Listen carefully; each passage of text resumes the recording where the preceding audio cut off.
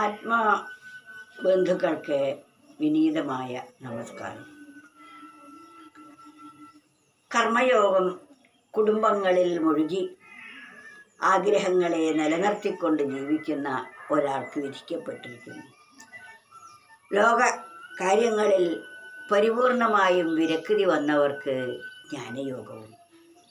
എന്നാൽ ഭക്തിയോഗം ഇനി എങ്ങനെയുള്ളവർക്കാണ് എന്ന് ഒരു കവി പറയുന്നത് നമുക്കൊന്ന് വിശദീകരിച്ച് നോക്കാം.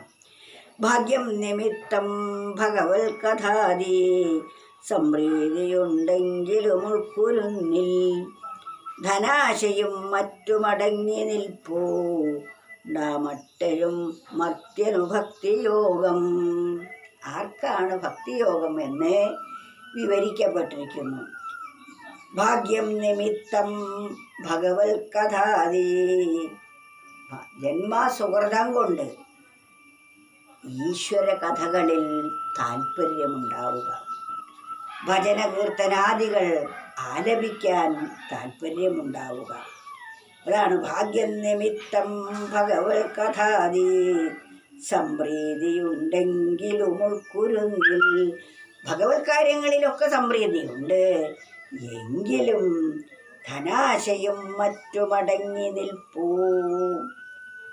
ഭക്തിയൊക്കെ നന്നായുണ്ട്, എങ്കിലും ധനത്തിലുള്ള ആശയുണ്ട്.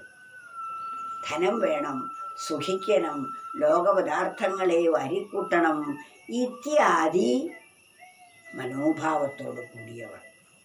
ഇവർ ഭഗവാനെ ഭക്തിയുള്ളത് തന്നെ തൻ്റെ ആഗ്രഹങ്ങൾ പൂർത്തീകരിക്കാൻ വേണ്ടിയാണ്.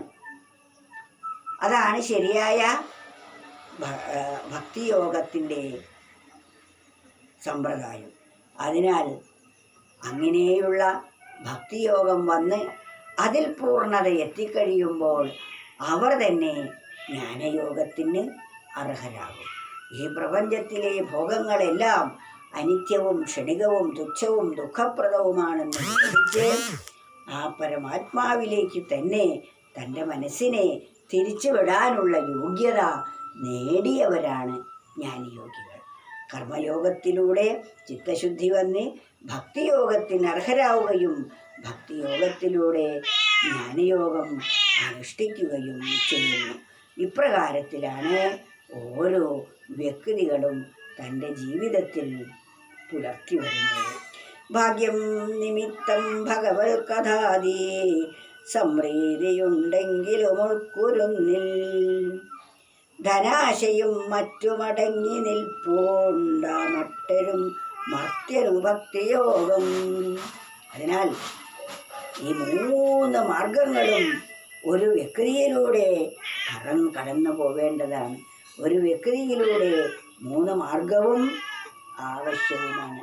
ഇപ്രകാരം നാം നമ്മുടെ ജീവിതത്തെ ചിട്ടപ്പെടുത്തിയാൽ ആ പരമമായ കൈവല്യാനുഭൂതിക്ക് നാം ഓരോരുത്തരും അർഹരായി തീരുന്നതുമാണ്.